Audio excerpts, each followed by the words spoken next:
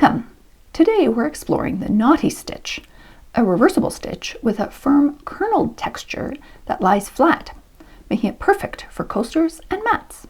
This stitch was developed with my friend S, who doesn't actually knit. More about that as we go.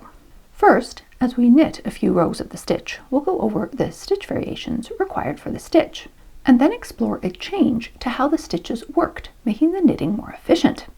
At the end, we'll look at the fabric and the details, including the cast-off of this little mat I knit for S using her stitch. Awesome Reversible Knitting aims to create knitting projects with fabric that looks great on both sides, lies wonderfully flat, and has interesting structure and texture. So let's knit. The knotty stitch is a 4-stitch, 4-row repeat. I've cast on 3 repeats plus 2 for the selvedge, so 14 stitches using a crochet cast on. The last stitch is on the hook, yarn in front. The selvedge I'm using for all rows is a simple slip 1 purlwise with yarn in front for the first stitch and knit the last stitch, which matches the crochet cast on nicely. The first row is repeat knit 1, purl 2, knit 1. The first row uses basic knits and purls, which are the reverse of each other. Make sure not to knit too tightly, as the next row will be more difficult to work. The second row is a crossed row. I've marked the side. For this stitch pattern, the key is for the purl-looking stitch to cross over the knit-looking stitch. So on a purl knit pair of stitches, cross one left, the purl over the knit. Now knit the knit and purl the purl. On the next knit purl pair, cross one right. Again, the purl over the knit. Purl the purl and knit the knit. I'll do those one more time. Cross one left, the knit behind the purl, then cross one right.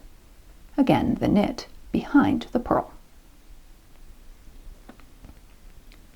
For now, I'll remove them from the needles to cross them. In the next section, we'll explore an easier way to knit them directly off the needles without impacting the reversibility.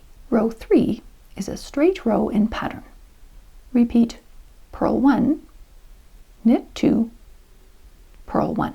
Purl the purl-looking stitches and knit the knits. Again, not too tightly. Row 4 is a crossed row, so on the marked side, first cross one right this time, and then cross one left. The crossed stitches are offset from row 2, making the distinctive knotty diamond. Wouldn't it be great if we could just work them out of order without first taking them off the needle? We can with one important change to make it easier in 2 ways. The key to the change is the orientation of stitches on the needle. Let's start back with cross one right, still on row 4. If we purl the second stitch first, we're entering the stitch from the working side under the front leg and working on top of the fabric. We can then knit the first stitch normally without impacting the reversibleness, but it's a bit tight. Similarly, for cross one left, we can knit the second stitch. To match the original stitch pattern, we need to go behind the purl stitch, then enter the stitch from the holding side over the front leg, then come back around to the purl stitch. It's a bit awkward. For cross one right, it would be easier if we could enter the knit also from the working side, that is, over the back leg.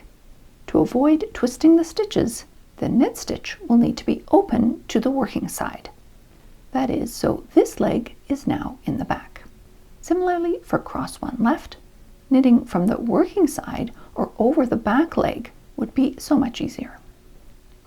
So how do we change the orientation without first still having to take them off the needle anyway? By thinking ahead. The knit-looking stitches on this side were created as purls on the other side of the fabric. So all we have to do is create them with the opposite orientation on the previous row.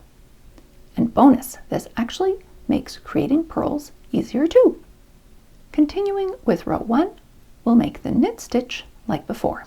For the purl stitch, a Western style purl is normally created by wrapping the yarn over the needle from front to back so it matches the orientation of knit stitches, also created with yarn over the needle from front to back.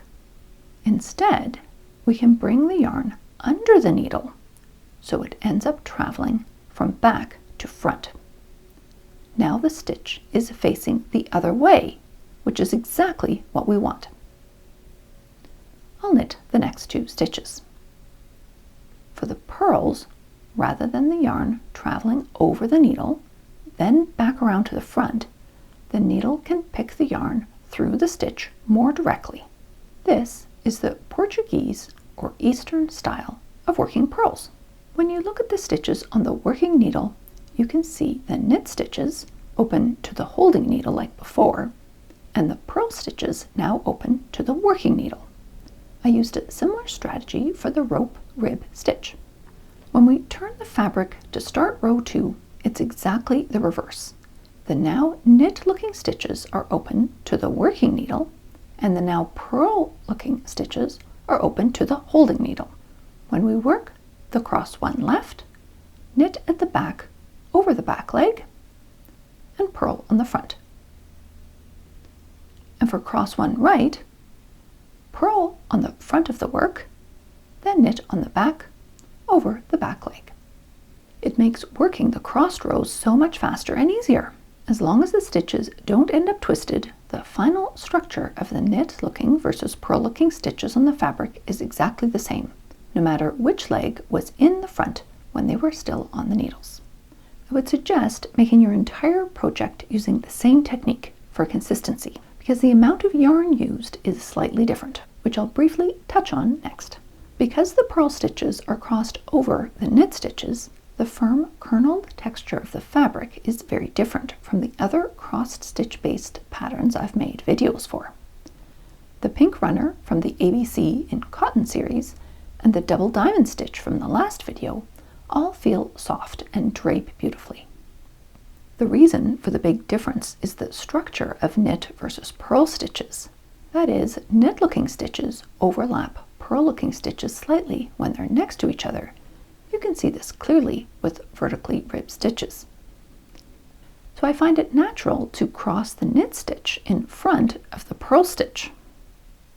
Until S and I were talking about knitting, I hadn't considered crossing the purl stitch over the knit stitch. Once we tried it, the naughty stitch was born.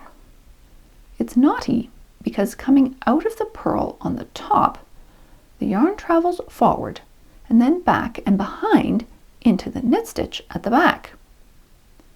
For the next cross, the yarn travels out the back of the knit stitch, then turns to the front of the fabric to enter the next purl from the front. If you change the orientation of the stitch when you work the purls, the path of the yarn between the stitches on the needle is shorter or longer, depending on which 2 stitches face each other, so it takes up a bit less or a bit more yarn than if they're all worked in the Western orientation. Either way, the crossed stitches are self-reversible, which is awesome on its own. For the mat and the swatch, I used a rougher acrylic to complement the mat project. For example, Impeccable by Loops and Threads. I suggest to cast off during a row 1 or 3, slipping the previous stitch over the just completed stitch until the last 2 stitches. Rather than working them individually, knit them together to create a nice corner. This cast off matches the self edges and the crochet cast on nicely. S says that she really likes her mat and she's excited to get it now that the video is done. Maybe I'll get to the dragon stitch video at some point. I have a new stitch that will go first. It's a 1 stitch repeat. I've called it the box stitch because it's a great stitch to make a box. So pick up your knitting and create something awesome. I'll do my best to respond to comments, and I'd love to hear about your favorite reversible knitting pattern. Also feel free to like and share this video and subscribe to the channel for more awesome reversible knitting.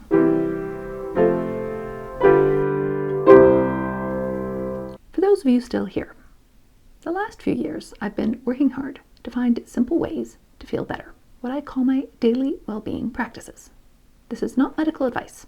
I'm just sharing what works for me. I'm constantly learning new things about and from knitting. For this stitch, I learned that assumptions are hiding everywhere.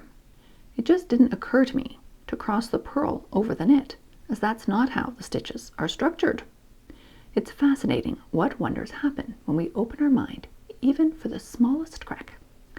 See if you can identify something you've taken as a given, and if there are other options. Have an awesome day.